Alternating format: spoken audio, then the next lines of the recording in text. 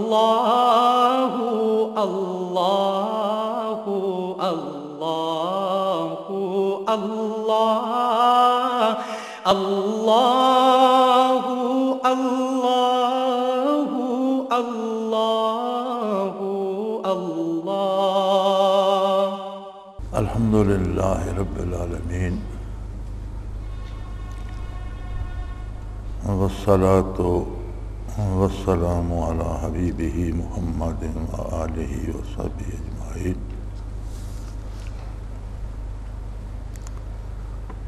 اعوذ باللہ من الشیطان الرجیم، بسم اللہ الرحمن الرحیم۔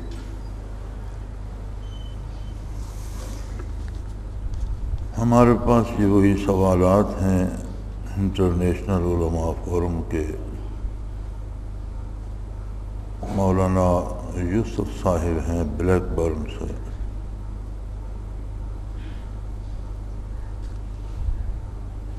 یہ فرماتے ہیں میں یہ ضروری سمجھتا ہوں کہ بتاؤں کہ سنت پر چلنے کا مقصد لوگوں کی روحوں کو مکہ مکرمہ اور مدینہ منورہ لے جانا نہیں ہے، نہ ہی یہ کوئی عبادت کرنے کا مخصوص طریقہ ہے۔ بہت سے صحابہ کرام نے شام اور دوسری جگہوں کا سفر کیا، مگر ابھی تک میں نے کوئی ایسی روایت نہیں پڑھی جس میں روحانی طور پر مکہ مکرمہ یا مدینہ منورہ میں حاضری کے لیے کوشش کرائی گئی ہو۔ وضاحت فرمائیے۔ یہ ان کا ایک سوال ہے، ایک اور ہے، دو ہیں ان کے سوال۔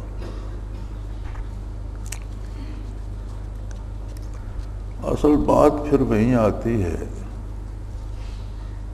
کہ آدمی جب موضوع کو سمجھتا ہی نہیں، اس کا مطالعہ نہیں فرمایا، اسے سمجھا ہی نہیں، دیکھا ہی نہیں، تو سوال کرنے کا بھی مزہ نہیں آتا۔ جس موضوع کو بندہ جانتا ہو اسی پہ سوال بھی کر سکتا ہے، جواب بھی اسی سے دے سکتا ہے۔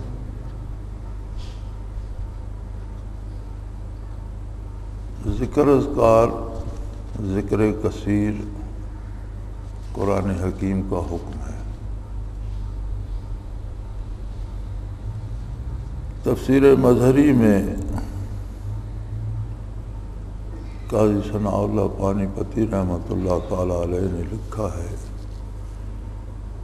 کہ ذکر خفی قلبی اور ذکر کثیر ہر مسلمان بالغ مرد اور عورت پر واجب ہے کہ یہ قرآن کا حکم ہے۔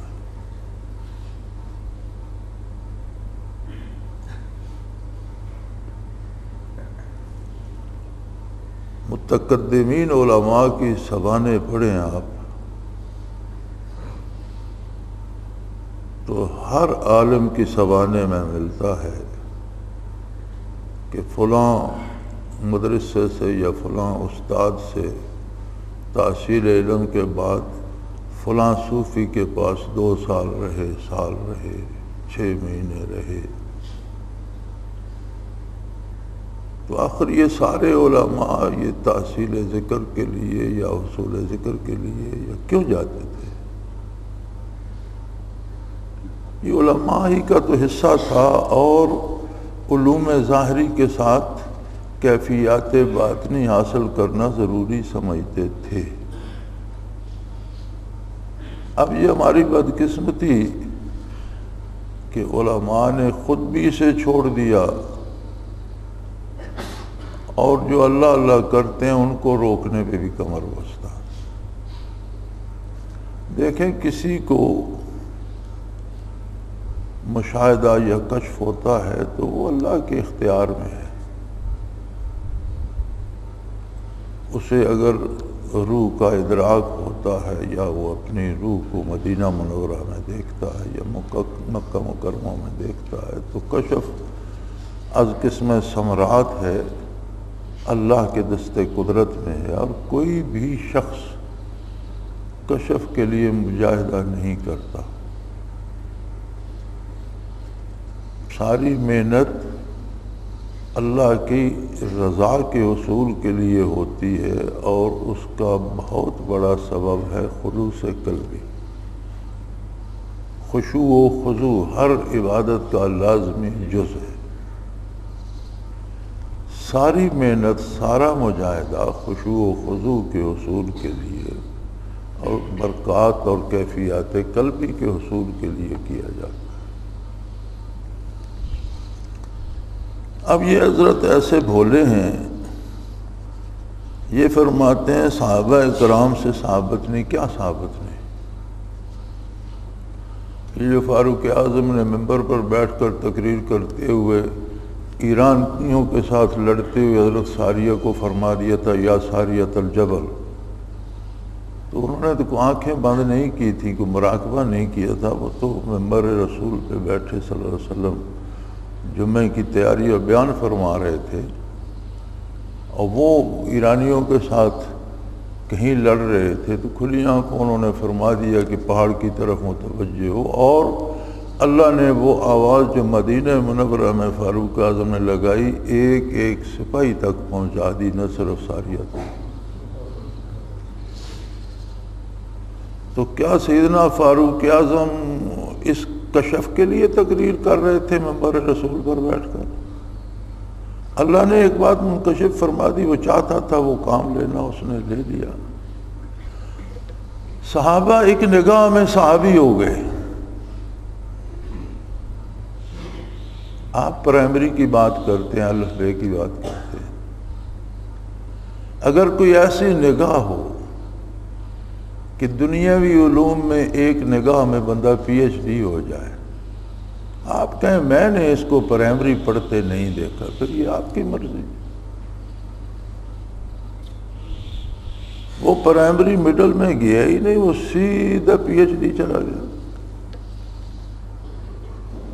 کیفیات باطنی قلبی خشوع و خضوع امانت دیانت تمام اوصاف میں ایک نظر میں وہ شرف صحابیت پر فائز ہو گئے، اور قیامت تک آنے والی ساری انسانیت کو اگر ولایت مل جائے اور سب کی ولایت جمع کی جائے تو صحابی کی خاک پاک کو نہیں پہنچتی۔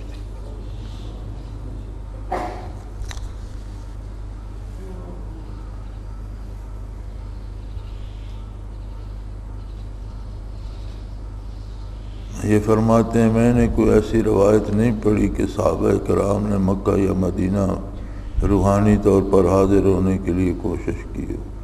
کمال ہے جی۔ میں آپ کی خدمت میں یہ عرض کرتا ہوں کہ کشف اور مشاہدے کے لیے ہم بھی کوشش نہیں کرتے، اور یہ اللہ کی عطا ہے، جسے دے دیتا ہے اسے ہو جاتا ہے۔ پھر کشف اور مشاہدہ کوئی دائمی صفت نہیں ہوتی، یہ بات یاد رکھیے۔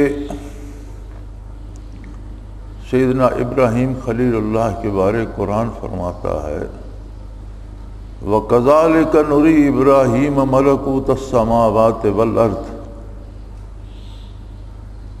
ہم نے ابراہیم کے سامنے زمینوں آسمانوں کی بادشاہت کھول کے رکھ دی اور کہا دیکھ لو، دیکھیے کیا ہوتا ہے، زمینوں میں کیا نظام ہے، آسمانوں میں کیا نظام ہے۔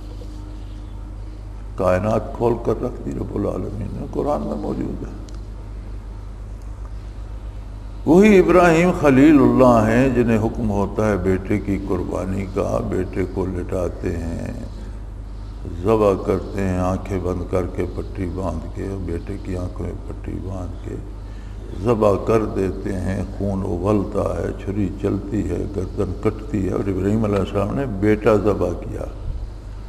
آنکھ کھولتے ہیں تو بیٹا کھڑا ہے اور دمبا ذبح ہوا تو پریشان ہو جاتے ہیں، لیکن فوراً وہی الہی آتی ہے کہ قد صدقت الرؤیا، آپ نے سچ کر دیا، آپ نے بیٹا ذبح، یہ میری مرضی، میں نے اس کی جگہ دمبا ذبح کرا دیا۔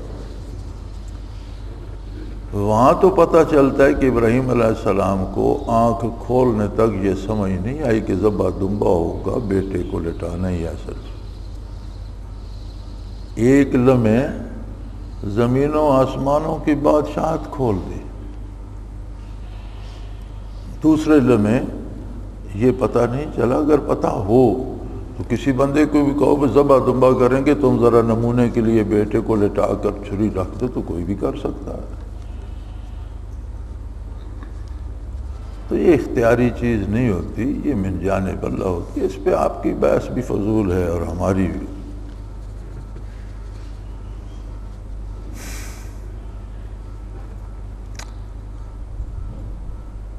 اور یہ حضرت پوچھتے کم ہیں، بتاتے زیادہ ہیں. دوسرے سوال میں بھی یہ بتانا ہی چاہ رہے ہیں. میری آج کی طبیعت ذرا زیادہ ہی ٹھیک نہیں، بولنا بھی مشکل ہو رہا ہے. بہرحال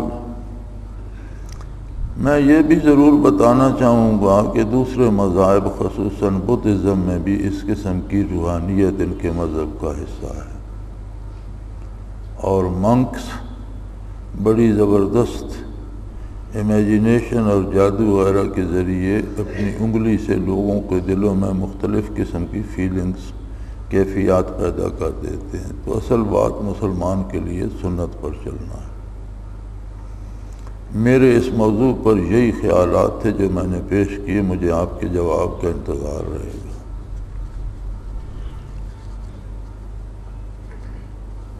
ایمان اور کفر میں ایک حد فاصل ہے. کافر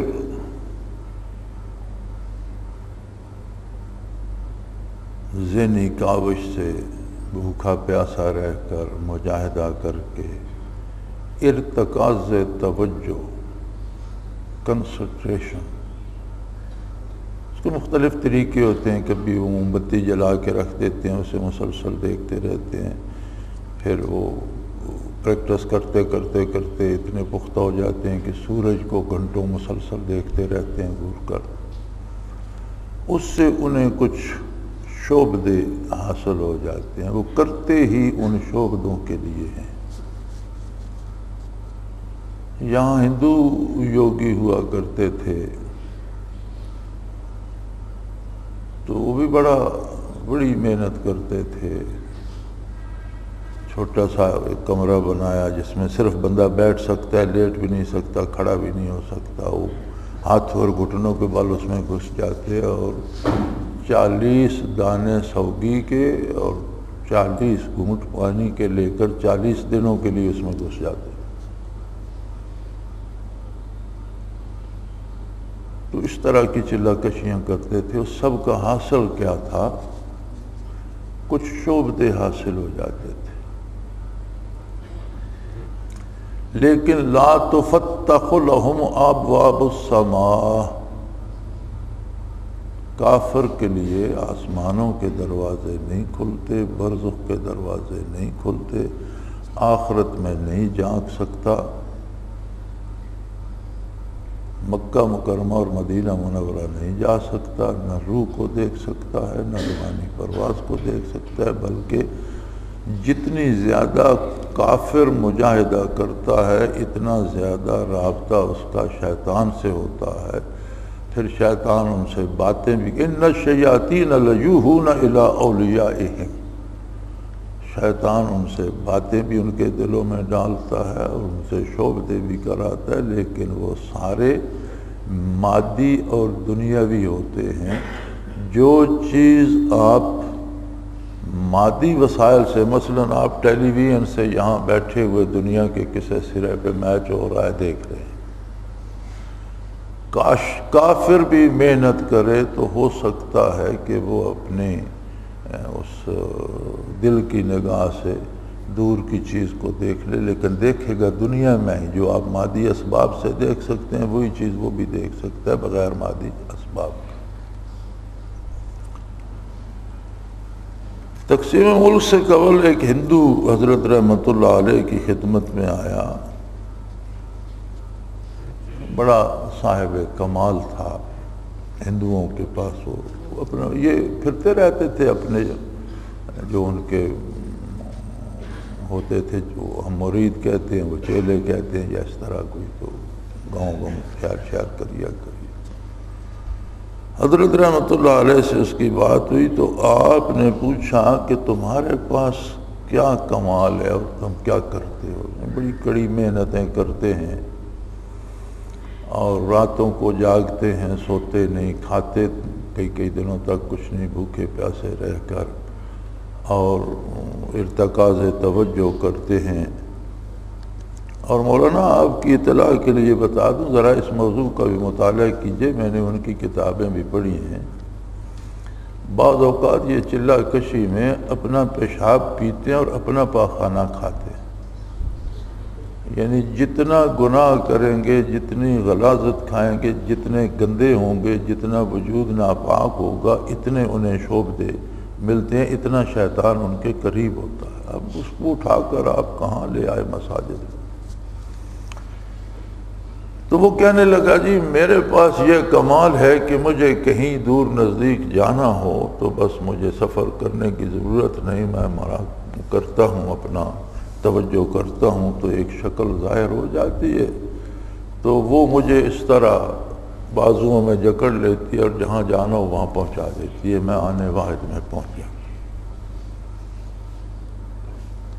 حضرت رحمۃ اللہ نے پوچھا کہ ایک بات بتاؤ، جب وہ شکل سامنے ہوتی ہے تو تمہیں خوشی ہوتی ہے، دل پہ فرحت آتی ہے یا ڈر لگتا ہے؟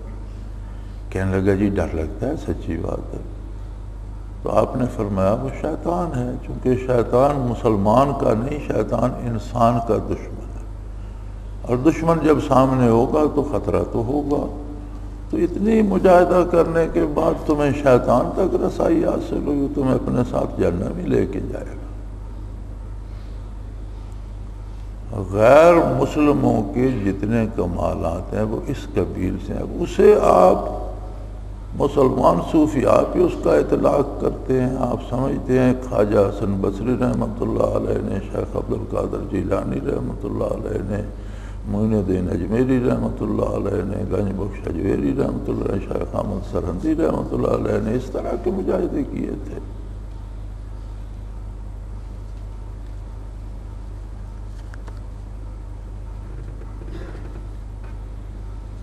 پھر مڑ توڑ کے آپ ایک بات پہ آتے ہیں، اصل بات مسلمانوں کے لیے سنت پر چلنا، اس سے قوم انکار کرتا، لیکن کیا صرف سنت کی ایکٹنگ اصل بات ہے یا خلوص دل سے چلنا اصل بات ہے؟ ذرا یہاں بھی تھوڑا سا آرام سے، اطمینان سے، غصے ناراضگی کو چھوڑ کر سنجیدگی سے سوچئے کہ سنت کی ایکٹنگ اصل بات ہے یا خلوص دل سے سنت پر چلنا اصل بات؟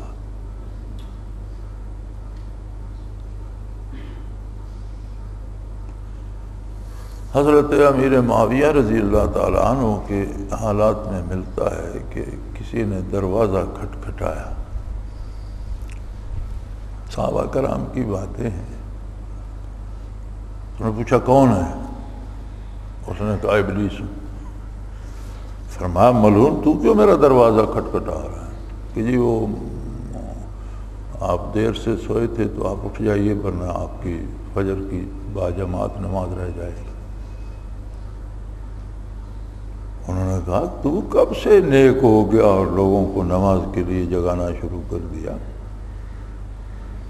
کہنے لگا جی میں نے کیا نیک ہونا ہے، پہلے ایک دفعہ ایک نماز با جماعت آپ کی چھوٹ گئی تھی اور آپ اتنے روئے تھے کہ میں نے سمجھا یہ تو ہزاروں نمازوں کا ثواب لے گیا، تو آج پھر میں نے دیکھا اگر چھوٹ گئی تو یہ پھر روئے گا، اسے جگا دوں، ایک ہی نماز کا ثواب لے۔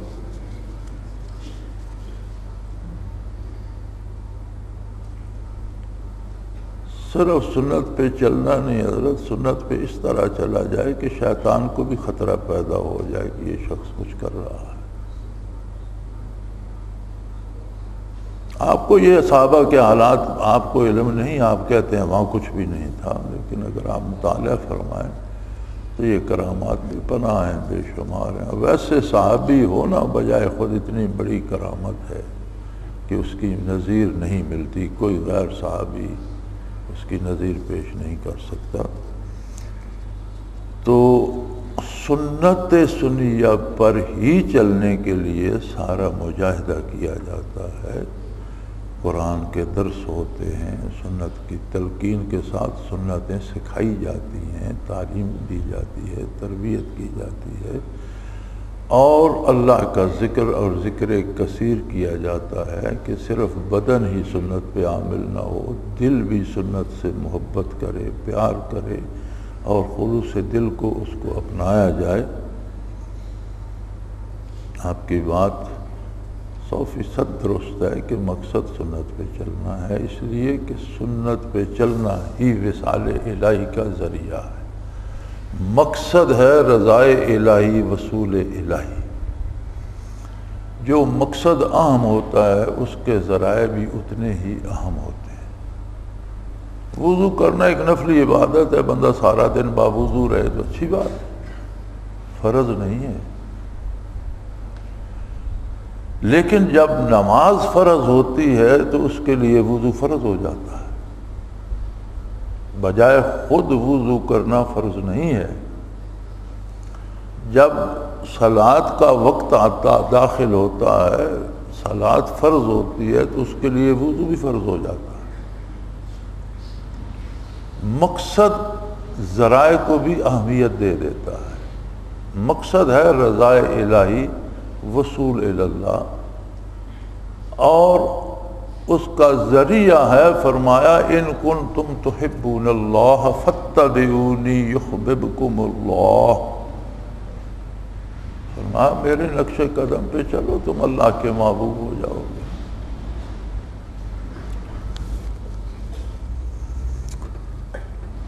دوسرے حضرت ہیں، اگر میں غلط نہیں پڑھ رہا تو مولانا چوٹیا صاحب، یہ بھی اسی انٹرنیشنل علماء فورم کے ہیں۔ یہ فرماتے ہیں کہ تصوف کے بارے جو غلط فہمیاں پائی جاتی ہیں وہ اس لیے ہیں کہ لوگوں نے اسے وسائل کی بجائے مقصد بنا لیا اور احکام الہی کو پس پشت ڈال دیا۔ اس کی اصلاح حضرت تھانوی رحمۃ اللہ تعالیٰ علیہ نے فرمائی اور تصوف کی گائیڈنس اور رہنمائی فرمائی، اور آپ نے فرمایا اصلاح اعمال مقصد ہے، حال یا کشف کی کوئی اہمیت نہیں۔ جو لوگ تصوف کو نہیں مانتے ان کی ایک وجہ یہ ہے کہ لوگوں نے حال اور کشف وغیرہ کو مقصد بنا لیا۔ بہت سا وقت ذکر اذکار پر لگائیں گے لیکن فرائض کی پرواہ نہیں کریں گے۔ آپ اپنے خیالات کا اظہار فرمائیے۔ حضرت بات یہ ہے، آپ نے بہت خوبصورت بات کی ہے اور میں آپ سے 100% متفق ہوں۔ میں پہلے بھی کئی بار عرض کر چکا ہوں کہ جو چیز جتنی قیمتی ہے اس کی اتنی نقل میدان میں آ جاتی ہے۔ جو لوگ فرائض اور سنن کو پس پشت ڈال دیتے ہیں وہ صوفی نہیں ہیں، وہ نقال ہیں، اور وہ برکات حاصل کرنے کے لیے نہیں لگے ہوئے بلکہ وہ محض چند شعبدے سیکھنے کے لیے یا چند اوراد یاد کرنے کے لیے یا لوگوں پر روب ڈالنے کے لیے یا لوگوں سے شیرینی وغیرہ کے نام پر پیسے بٹورنے کے لیے یا کسی نہ کسی دنیاوی مقصد کے لیے لگے ہوئے۔ جو شخص آخرت کے لیے، رضائے الہی کے لیے مجاہدہ کرتا ہے وہ تو مستحبات تک میں احتیاط کرتا ہے۔ آپ کہتے ہیں فرائض چھوڑ دیتا ہے، فرائض تو بہت دور کی بات ہے۔ بلکہ صوفیاء کا تو طریقہ یہ ہے کہ مستحبات پر شیطان سے لڑیے، یہ حفاظتی قلعے ہیں۔ فرائض ایک حفاظتی قلعہ ہے جو دشمن سے بچاتا ہے، شیطان سے بچاتا ہے۔ اس کے بعد سنت کی دیوار ہے، جس طرح قلعے کی دیواریں ہوتی ہیں۔ تو صوفیاء تو کہتے ہیں کہ سنت کو بھی محفوظ رکھیے، شیطان سے مقابلہ سنت کے باہر مستحبات ہیں، وہاں کیجیے۔ آپ آخری دیوار پہ لڑ رہے ہیں تو اندری قلعے کی دونوں دیواریں محفوظ ہیں۔ اگر مستحبات چھوڑ دیں گے تو لڑائی سنت پہ آ جائے گی، سنت کا ترک آئے گا تو لڑائی فرائض پہ آ جائے گی۔ اور فرائض کی دیوار ڈھہ گئی تو عقیدے کے بچنے کا کوئی امکان نہیں، خطرہ پیدا ہو جائے گا کہ ایمان بھی چلا جائے گا۔ تو صوفی تو مستحبات پر شیطان سے مقابلہ کرتا ہے، فرائض کو چھوڑنا صوفی کا کام نہیں ہے۔ ہاں، جنہیں یہ برکات یا نسبت نصیب نہیں ہے اور رسمی طور پر تصوف کے نام پر دکانیں بنا لی ہیں اور مقصد حصول دنیا ہے، اور یہ یہاں ہمارے پاس بھی بے شمار ہیں، لیکن وہاں یورپ میں آپ کے پاس بھی ہم سے زیادہ ہیں۔ ایک اور بڑے مزے کی بات ہے، ہمارے ہاں طے شدہ نہیں ہے، لوگ شرینیاں دیتے رہتے ہیں، لاکھوں میں بھی سینکڑوں میں بھی، اور پیر صاحب تعویذ بانٹتے رہتے ہیں۔ بلکہ میری معلومات کے مطابق ایک خانقاہ پہ وہ 2 انہوں نے تھیلے لٹکائے ہوتے ہیں، ایک میں تعویذ لکھ کے ڈالے ہوتے ہیں اور ایک خالی ہوتا ہے، جسے تعویذ ضرورت ہو اس تھیلے سے نکال لیتا ہے، دوسرے تھیلے میں پیسے ڈال دیتا ہے، پوچھتا بھی کوئی نہیں کتنے ڈالے ہیں کتنے نہیں۔ آپ کے ہاں برطانیہ یورپ میں تو طے شدہ ریٹ ہیں کہ گھر آ کے دم کرو گے تو 10 پاؤنڈ میں کر دیں گے، ہمیں تمہارے گھر جانا ہے تو 50 پاؤنڈ لیں گے، ہسپتال میں جانا ہے تو 100 پاؤنڈ لیں گے۔ تو آپ کو اتنے دور بیٹھے ہوئے ہم یاد آ گئے اور آپ نے یہ بھی دے، یہ بھی آپ کا کشف ہی ہے نا کہ آپ نے دیکھ لیا ہم فرائض کی پرواہ نہیں کرتے، تو وہ جو آپ کی بغل میں استرے لے کے بیٹھے ذرا ان کی طرف توجہ فرمائیے۔ آپ کے برطانیہ میں ہم نے جنت نیلام ہوتے دیکھی ہے جی، 50,000 پاؤنڈ جو دے گا اسے میں سرٹیفائی کرتا ہوں کہ آخرت کو میں تجھے جنت میں پہنچا دوں گا، اور لوگوں نے گھر بیچ کے 50,000 پاؤنڈ جمع کرائے، اور شارٹ نوٹس پہ کہ اس میں 1 مہینے یا 2 مہینے کی بات ہے، اس کے بعد نہیں لیے جائیں گے، بس یہ اتنی ہے۔ یا آپ کے بغل میں کیا ہو رہا ہے وہ سب آپ کو نظر نہیں آتا، اور یہاں جو چند بندے بیٹھے اللہ اللہ سیکھ رہے ہیں اور کوشش کر رہے ہیں دین سیکھنے کی، آپ اگر یہاں تشریف لائیں، یہاں تو 24 گھنٹے دین سکھایا جاتا ہے، فرائض، سنن، واجبات،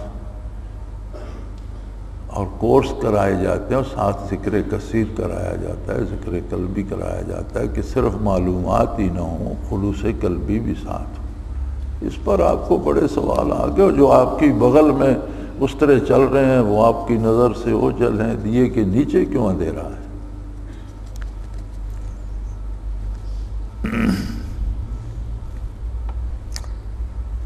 جو لوگ کشف وغیرہ کو مقصد قرار دیتے ہیں وہ بھولے ہوئے ہیں۔ کشف اور حال غیر اللہ ہے، اور غیر اللہ کو مقصد قرار دینے سے عمل کو تو جانے دیجئے، عقیدے پہ زد پڑتی ہے۔ یعنی اسی فورم میں سے ہیں مولانا فاروق قاضی صاحب،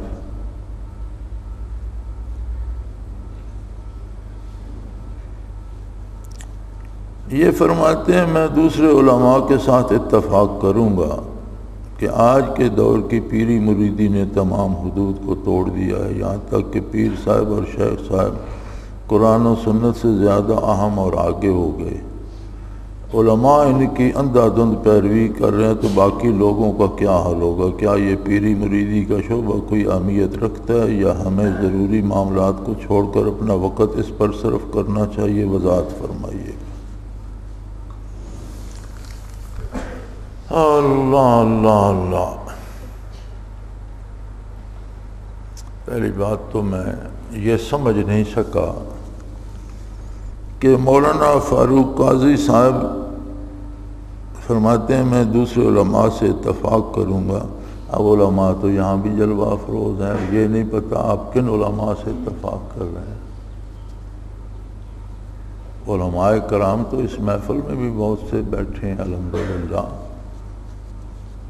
تو پھر اب یہ کون کہے کہ آپ اعتراض کرنے والے علماء کے ساتھ ہیں یا جو یہاں اللہ اللہ کر رہے ہیں ان کے ساتھ ہیں؟ آپ نے تو کوئی اس میں وہ تعیین تو نہیں فرمائی علماء کے ساتھ ہیں۔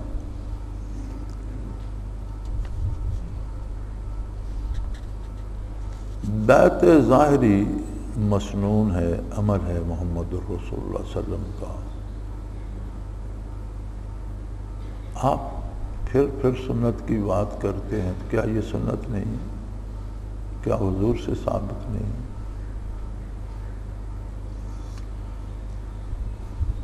اور یہ بنیاد ہے حصول فیض کی، تعلقات کی، رشتوں کی۔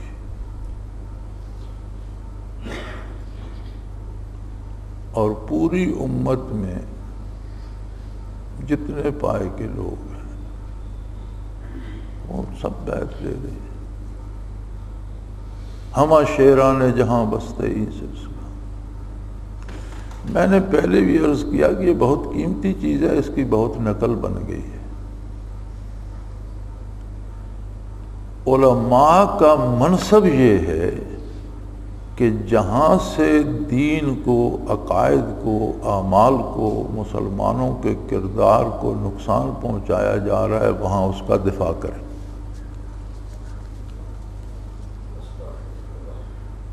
علماء کی ذمہ داری یہ ہے کہ جہاں سے نقب لگائی جا رہی ہے دین کو وہاں وہ پیرا دیں اور حق ادا کریں، جہاد کریں اور سچ اور جھوٹ کو واضح کریں۔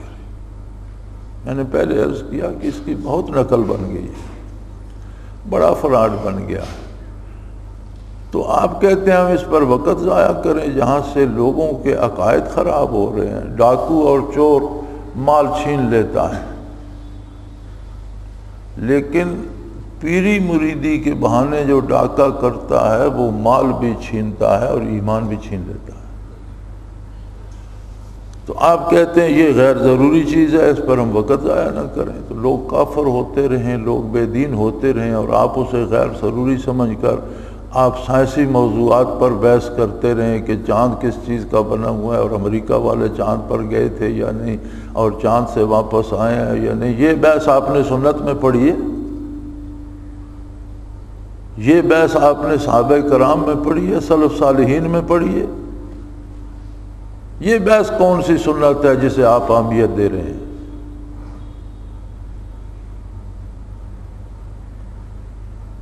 حضرت سفیان ثوری رحمۃ اللہ علیہ قول میں نے کئی بار عرض کیا ہے، فرماتے ہیں کہ یہ بے دینی اور بد عملی بیماری ہے۔ فرماتے ہیں داؤن، یہ ایک بیماری ہے، اور العلماء دوا، علماء اس کی دوا ہے۔ علماء کا فریضہ ہے کہ جہاں سے بھی دین کو نقصان ہو رہا ہے وہاں پیرا دیں، اور یہ علماء سے پوچھا جائے گا۔ آپ نے معراج شریف کی حدیث میں آپ نے نہیں پڑھا کہ کچھ لوگوں کے یہ جو ہیں رخسار وہ آگ کی کینچیوں سے کاٹے جا رہے تھے اور زبانیں کاٹے جا رہی تھی، اور نبی کریم صلی اللہ علیہ وسلم نے پوچھا یا رسول جبریل امین سے کہ جبریل امین یہ کیا ہو رہا ہے؟ عرض کہ یا رسول اللہ یہ آپ کی امت کے وہ خطیب ہیں جو دھویں دار تقریروں سے دنیا کماتے رہے اور لوگوں کے دین کی پرواہ نہیں کی۔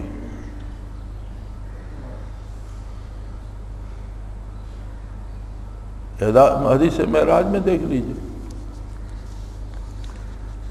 علم کے مرتبے پہ فائز ہونا اور قاضی یا عالم یا مفتی کہلانا اتنا آسان نہیں ہے، یہ جواب دہی ہوگی، یہ پوچھا جائے گا، اور ذمہ داری ہے علماء کی جہاں سے دین کو نقب لگائی جا رہی ہے وہاں پیرا دیں، مجاہدہ کریں، محنت کریں، ہمت کریں، مقابلہ کریں۔ آپ بے دینوں کو پوچھنا آپ نے چھوڑ دیا، اور جو لوگ خلوص سے اللہ اللہ کر رہے ہیں، دین سیکھ رہے ہیں، فرض سنت واجب سیکھ رہے ہیں، اس پر عمل کرنے کی کوشش کر رہے ہیں اور اس کے لیے خلوص پیدا کرنے کی کوشش کر رہے ہیں، آپ ان پر لاٹھیاں برسانے چل پڑے۔ نہ آپ تشریف لائے، نہ آپ نے دیکھا، نہ آپ نے یہ وضاحت چاہی کہ یہاں ہوتا کیا ہے۔ یہاں کے دن بھر کے پروگراموں کی ایک کاپی مجھے بھیج دو، پتہ تو چلے کہ کیا کرتے ہو تم لوگ۔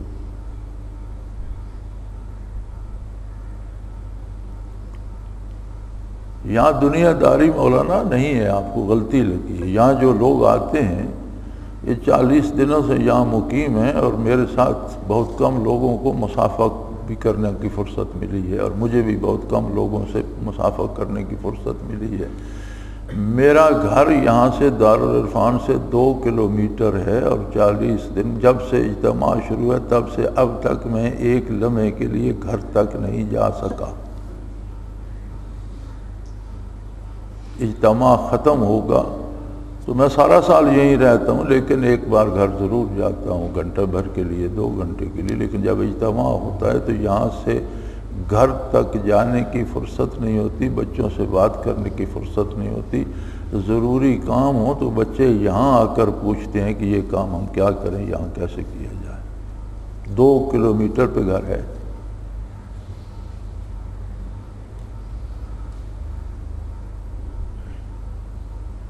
اور ہم بھی انسان ہیں، ضروریات بھی ہیں، مزدور بھی ہیں، کاروبار بھی ہے۔ یہ ہمارا ذریعہ معاش نہیں ہے۔ ذریعہ معاش کھیتی باڑی ہے، کاروبار ہے، کول مائنز ہیں، پیٹرول پمپ ہیں، گاڑیاں ہیں، ٹرک ہیں۔ محنت بھی کرتے ہیں سارا دن، بچے کام بھی کرتے ہیں، ملازم کام بھی کرتے ہیں۔ الحمدللہ میرا نظام، میرا کاروبار اتنا وسیع ہے کہ 7-8 لاکھ مہینہ میں ملازموں کو تنخواہ دیتا ہوں۔ لیکن یہ اجتماع کے دن کسی طرف دیکھنے کی فرصت نہیں ملتی۔ اللہ کارساز ہے، سسٹم بنے ہوئے ہیں، کام چلتے رہتے ہیں، اولیت ہم دین کو دیتے ہیں۔ آپ وہاں سے بیٹھ کے فتویٰ لگا دیتے ہیں، بس آپ کی مرضی۔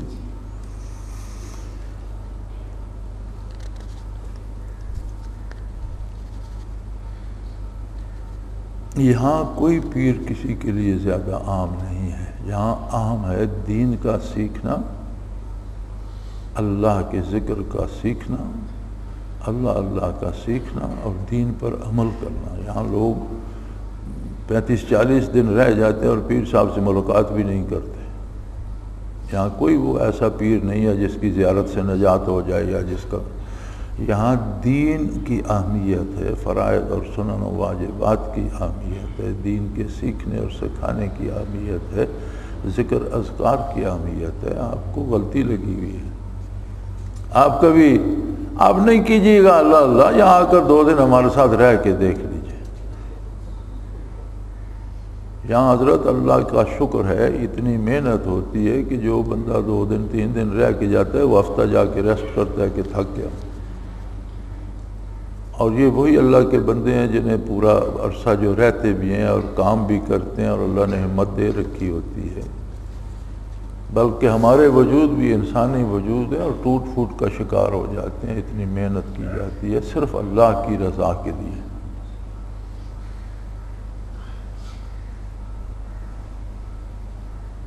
تو اللہ کریم قبول فرمائے، اور ہماری تو دعا ہے کہ سب حضرات کو یہ نصیب فرمائے۔ تو یہ 3-4-5 سوال 2 حضرات کے اور ہیں۔ اب یہ انشاءاللہ کل تو جمعہ ہے، پرسوں کا دن گزر جائے گا، ضرور عرض کریں گے ان پر بھی، لیکن پرسوں انشاءاللہ۔ میری آج کچھ طبیعت زیادہ کمزوری ہو رہی ہے، طبیعت ٹھیک نہیں ہے، تو یہ چونکہ ذمہ داری ہے، ڈیوٹی تھی، کوشش کی، اللہ کرے ہو جائے۔ اللہ پاک تمام احباب کی محنت قبول فرمائے، ہمارے گناہ معاف فرمائے، خطاؤں سے درگزر فرمائے، اور نیکی کی توفیق عطا کرے اور نیکی قبول فرمائے۔ الحمدللہ رب العالمین، والصلاة والسلام علی حبیبہ محمد وآلہ وسلم۔ اللہم ربنا لا تقتلنا بغضبک ولا تہلکنا بعذابک واعف عنا قبل ذلک۔ اللہم ربنا لا تسلط علینا من لا یرحمنا، انت ولینا فی سفرنا وحضرنا فی مالنا واہلنا، انت ولینا فی الدنیا والآخرہ، توفنا مسلمین والحقنا بالصالحین۔ اللہم انصر الاسلام والمسلمین، اللہم اید الاساکر المسلمین، انکا علی کل شیء قدیر۔ اللہم ارزقنا اتباع نبیک صلی اللہ علیہ وسلم و اتباع خلفاء الراشدین المہدیین۔ اللهم ربنا سهل لنا امورنا كلها في ديننا ودنيانا رب يسر رب يسر رب يسر ولا تؤسر وتمم بالخير. اللهم ربنا انزل علينا من السماء ماء مباركا نافعا غير ضار نافعا غير ضار نافعا غير ضار هو الذي ينزل الغيث من بعد ما قنطوا وينشر رحمته وهو الولي الحميد وهو الولي الحميد وهو الولي الحميد. وصلى الله تعالى على حبيبه محمد وعلى سكينة برحمتك يا الله الله الله الله الله الله الله الله. حضرت امیر محمد اکرم آبان مد ذلہ العالی دارالعرفان منارہ ضلع چکوال میں سالہ سال سے قرآن و حدیث کے اوپر خطابات کر رہے ہیں اور سلسلہ نقشبندیہ اویسیہ کے مطابق لوگوں کو ذکر الہی کی تربیت دے رہے ہیں. وہ قرآن پاک کی تفسیر ترتیب وار بیان کر رہے ہیں. تفسیر قرآن کو وہ موجودہ ملکی اور بین الاقوامی حالات کے مطابق بیان کرتے ہیں. موٹر وے سے کلر کہار کے انٹرچینج سے نکلتے ہوئے کلر کہار کی جھیل سے ہوتے ہوئے میانی، بوچھال اور نور پور سے گزرتے ہوئے دارالعرفان منارہ پہنچ سکتے ہیں. حضرت امیر محمد اکرم آوان نے بچیوں اور بچوں کی دینی اور دنیاوی تعلیم کے لیے سقارہ اکیڈمی کے نام سے ایک درسگاہ بھی قائم کی ہے، جس کا افتتاح ملک پاکستان کے صدر جنرل محمد ضیاء الحق نے اپنے دست مبارک سے کیا تھا. وہ تمام احباب جو اسلام کی طلب رکھتے ہیں ان سے گزارش ہے کہ دارالعرفان منارہ ضلع چکوال میں امیر محمد اکرم آبان صاحب کے خطابات سے مستفید ہوں. وہ ہر جمعے کو نماز سے پہلے بیان فرماتے ہیں. ہر ماہ کی پہلی اتوار کو ماہانہ اجتماع ہوتا ہے جس میں آپ خصوصی خطاب فرماتے ہیں اور پاکستان کے چاروں صوبوں سے احباب اس اجتماع میں شرکت کرتے ہیں. اس کے علاوہ یہاں سال میں 2 مرکزی اجتماعات بھی ہوتے ہیں، ایک رمضان المبارک میں اعتکاف کا اجتماع اور دوسرا جولائی اور اگست میں 40 دن کا اجتماع ہوتا ہے جس میں روحانی تربیت کی جاتی ہے. اپنا خون سیماب دے کر اتنا ہم کر جائیں گے، نام آقا کا چمن میں پھر رقم کر جائیں گے.